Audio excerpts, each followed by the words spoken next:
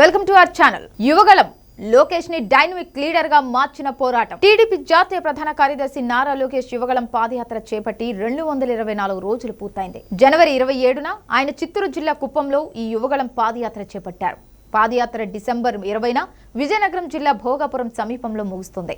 ఈ సందర్భంగా పెద్ద సభను ఏర్పాటు చేయబోతున్నారు. ఇటీవలే లోకేష్ యువగలం పాదయాత్ర 3000 కిలోమీటర్లు పూర్తయిన సంగతి తెలిసిందే. జనవరిలో లోకేష్ యువగలం పాదయాత్ర మొదలుపెట్టగానే ఎన్నో రకాల విమర్శలు ఎదురయ్యాయి. నిజానికి అంతకు కొద్ది నెలల ముందు పాదయాత్ర ప్రకటించినప్పుడే అంతా ఎగతాళి చేశారు. లోకేష్ ఆ పాదయాత్ర చేయడం వల్ల తమకే లాభం చేకూరుతుందని వైసీపీ మంత్రులు, నేతలు ఎద్దేవా చేశారు. తన తండ్రి చంద్రబాబుకు మేలు చెయ్యకపోగా ఈ పాదయాత్ర వల్ల నష్టం జరుగుతుందని మాట్లాడారు. పాదయాత్ర మొదలైన తొలి రోజు తారకరత్న గుండెపోటుతో చనిపోవడంతో మానవత్వం లేని వైసీపీ నేతల విమర్శలకు అడ్డు అదుపు లేకుండా పోయింది. కాకతాళీయంగా గుండెపోటు వస్తే వైసీపీ అరాచక మూకలు, ఐరన్ లెగ్ అంటూ ఎగతాళి చేశారు. మొత్తానికి పాదయాత్ర మొదలైన తొలి రోజుల్లో ఆ యాత్రను ఆపడానికి వైఎస్ఆర్సీపీ పెట్టిన ఆంక్షలు అన్నీ ఇన్ని కావు.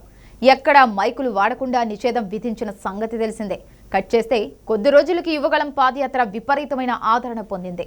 నానా మాటలు అంటూ కుంగదీసేందుకు ప్రయత్నించిన వైసీపీ నేతల నోళ్లు మూతపడేలా, కన్ను కుట్టేలా యాత్ర విజయవంతమైంది.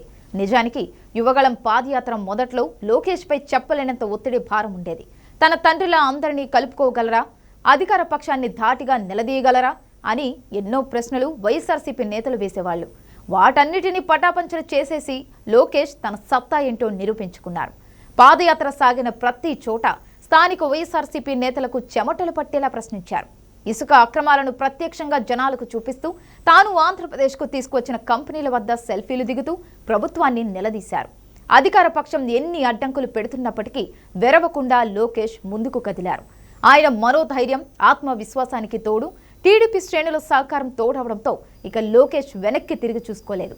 పాదయాత్ర సాగిన ప్రతి చోట వైఎస్ఆర్సీపీ నేతల అక్రమాలను కళ్లకు కట్టేలా ప్రజలకు చూపించారు.